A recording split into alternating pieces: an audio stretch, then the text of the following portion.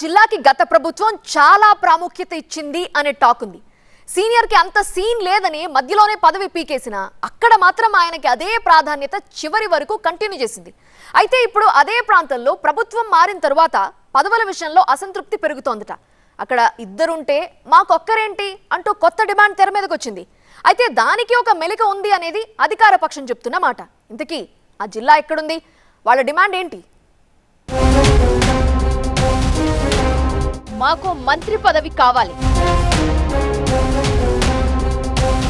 ప్రకాశం జిల్లా పశ్చిమలో కొత్త డిమాండ్. బాపట్లకు 2 ఏళ్ల, మాకు 1 ఏళ్ల. అభివృద్ధి కావాలంటున్న కూటమి ఎమ్మెల్యేలు. ఉమ్మడి ప్రకాశం జిల్లా పశ్చిమ ప్రాంతం ఏపీలోనే అత్యంత వెనుకబడిన ప్రాంతం.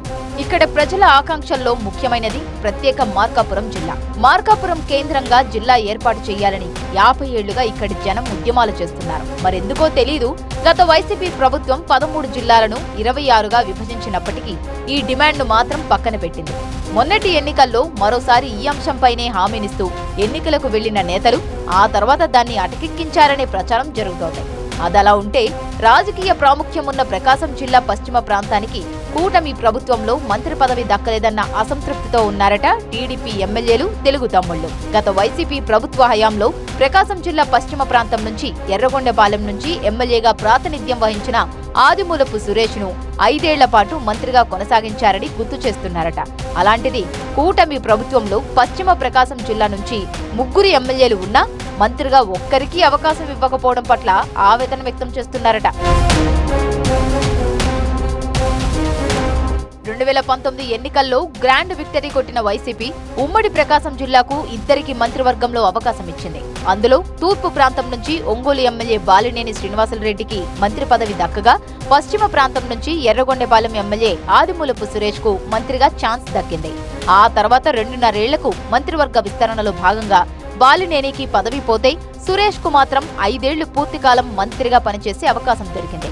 తద్వారా వైసీపీ ప్రభుత్వం వెనుకబడిన పశ్చిమ ప్రకాశం ప్రాంతానికి తగిన గుర్తింపు, ప్రాధాన్యం కల్పించిందనే అభిప్రాయం ఏర్పడింది. 2024లో కూటమి ప్రభుత్వం ఏర్పడ్డాక జిల్లా నుంచి కొండేపి ఎమ్మెల్యే డోల శ్రీ బాలవీరాంజనేయ స్వామికి మంత్రివర్గంలో స్థానం లభించింది. ఇక్కడి నుంచి వరుసగా 3 సార్లు గెలిచిన ఎస్సీ వర్గం నేతగా బాలవీరాంజనేయ స్వామికి ప్రమోషన్ ఇచ్చింది టీడీపీ అధిష్టానం. అంతేకాదు, పక్కనే ఉన్న బాపట్ల జిల్లా నుంచి మాత్రం అద్దంకి ఎమ్మెల్యే గొట్టుపాటి రవికుమార్, రేపల్లి ఎమ్మెల్యే అనగాని సత్యప్రసాద్లిద్దరికీ మంత్రివర్గంలో స్థానం కల్పించింది. అయితే జిల్లా తూర్పు ప్రాంతం నుంచి బాల వీరాంజనేయ స్వామికి మంత్రి పదవి ఇచ్చి పశ్చిమ ప్రకాశం నుంచి మాత్రం మంత్రిగా ఎవరికీ అవకాశం కల్పించకపోవడం అగ్గిరాజేసినట్టు ప్రచారం జరుగుతోంది. దశాబ్దాలుగా వెనుకబడిన తమ ప్రాంతం నుంచి ఒక్క మంత్రి కూడా లేకపోవడం పట్ల కూటమి ఎమ్మెల్యేలే అసంతృప్తిగా ఉన్నారట. మంత్రి మండలిలో ఛాన్స్ ఇస్తే తమ ప్రాంతానికి న్యాయం జరుగుతుందని పార్టీ పెద్దలకు విన్నవించుకుంటున్నారట. గత ప్రభుత్వం ఇదే పశ్చిమ ప్రాంతానికి పెద్దపీట వేస్తే ఈ ప్రభుత్వంలో మాత్రం పట్టించుకోలేదన్న అపవాదు ఎదుర్కోవాల్సి వస్తుందని ఆవేదన చెందుతున్నారట. అయితే ఎంత చెప్పినా హైకమాండ్ మాత్రం అందుకు సుముఖత వ్యక్తం చేయడం లేదనే ప్రచారం జరుగుతోంది. అయితే దీని వెనక పెద్ద కారణమే ఉందని రాజకీయంగా గుసగుసలు షికారు చేస్తున్నాయట.